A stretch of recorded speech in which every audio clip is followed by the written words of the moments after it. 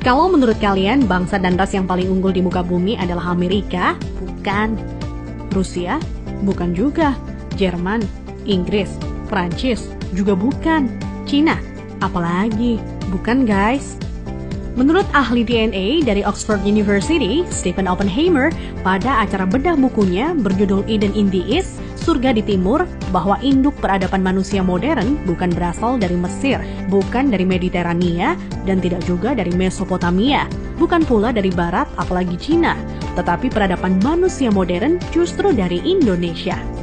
Iya guys, bangsa ini merupakan pewaris tunggal kejayaan bangsa-bangsa besar di masa lalu.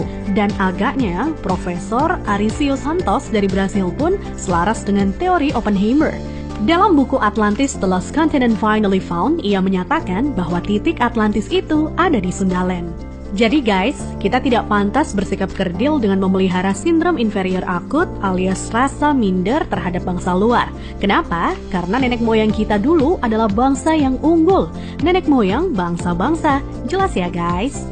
Lantas, kenapa ada sejarawan menyebut bahwa nenek moyang kita itu tidak beradab, bodoh, penyembah berhala?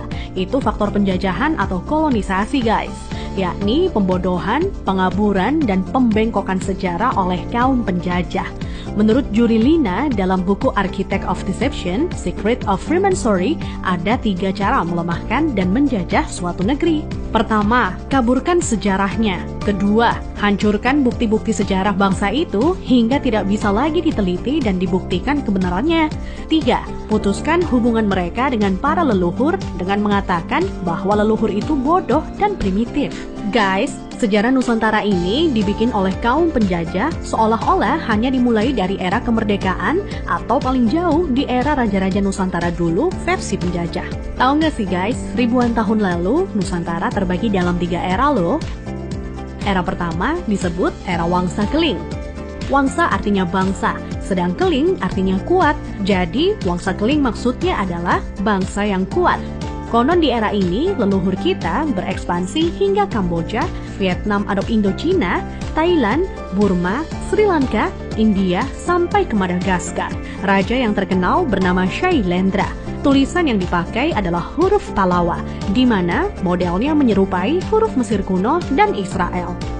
Pusat pemerintahan di sekitar Jogja sampai ke wilayah Dieng. Maka ketika Israel mengklaim masih keturunan Moria, maksudnya adalah Gunung Muria di Dieng guys. Dieng artinya penguasa, kemudian bergeser menjadi Dahnyang atau Dayang, artinya juga penguasa.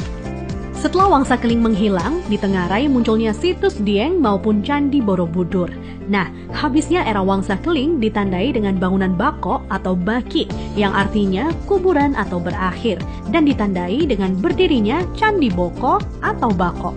Era selanjutnya adalah era Medang Kamulyan. Medang artinya kemajuan dan Kamulyan artinya kemuliaan atau kejayaan. Bahwa Medang Kamulyan zaman kemajuan terutama bidang keagamaan. Agama lebih dititik beratkan dalam sistem pendidikan terpadu mulai dari lingkup kecil hingga besar. Rajanya yang terkenal adalah Ratu Boko. Di era itu merupakan cikal bakal munculnya huruf Sangsekerta yang dikenal oleh Aji Saka. Aji artinya sesuatu yang dihormati dan Saka artinya penyangga, jaga atau tiang. Nah, tiang jika bergeser ke Cina menjadi Tian atau Tuhan.